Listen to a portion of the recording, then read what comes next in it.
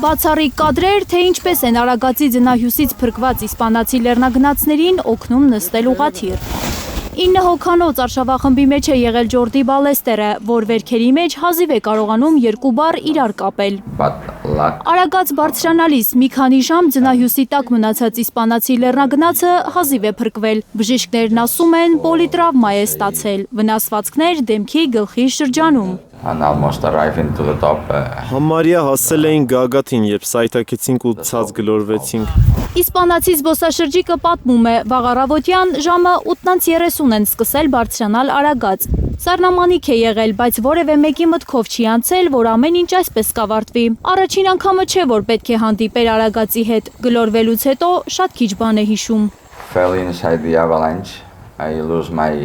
Ձնահյուսի տակ կորցրել էի գիտակցությունս, միայն ընկերներիցս մեկին եմ հիշում, նա էլ էր ձյան տակ, այնքան սառած էի, շատ բան չեմ կարողանում հիշել։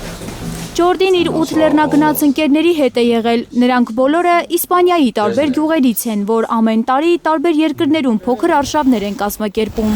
Լեռնագնացներից 8-ին հաջողվել է փրկել, բայց մեկը, որին երկար ժամանակ գտնել չէր հաջողվում, ցրտահարվել է, մահացել։ Մենք ամեն տարի ունենում ենք կարճ ճանապարհորդություն, 7-ից 10 օր։ Այս տարի որոշեցինք Հայաստան գալ։ Մենք եղել ենք նաև Վրաստանում, Ղրղզստանում, Ֆրանսիայում, Իրաքում։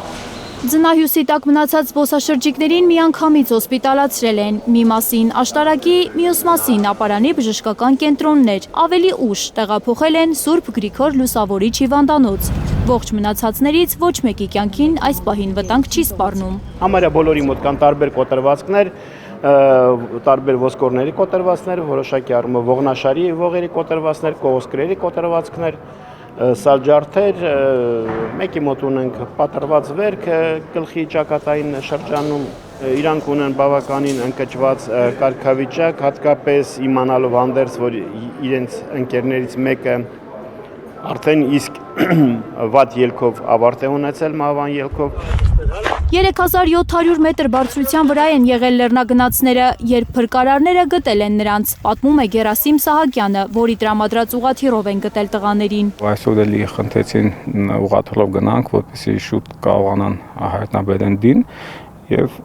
տեղափոխեցինք այսօր եւս 10 աշխատակցի դեպքի վայր եւ մոտավորապես կես ժամ ընթացքում դին գտնվեց։ Գերասիմ Սահակյանն ասում է, առանց գիդի են իսպանացիները բարձրացել Արագած։ Այնտեղ մեքենաներով գնալը նախ անհնար է, բարձրանում են որոշակի հատված, մինչև 3000 մետր բարձրության վրա, հետո արդեն ոտքով պետք է բարձրանան։ Լավ կլիներ, եթե ներքին գործերի նախարարությունը համագործակցեր իրենց ընկերության հետ, ասում է նա, այսպիսի արտակարգ իրավիճակներում ուղղաթիռներ ներգրավեր, չէ որ Հայաստանի վարկանիշի հարցն է։ Աննա Գյուլնազարյան, Նորար Շարբաթյան և Արմեն Ապրեսյան, Հայլուրի համար։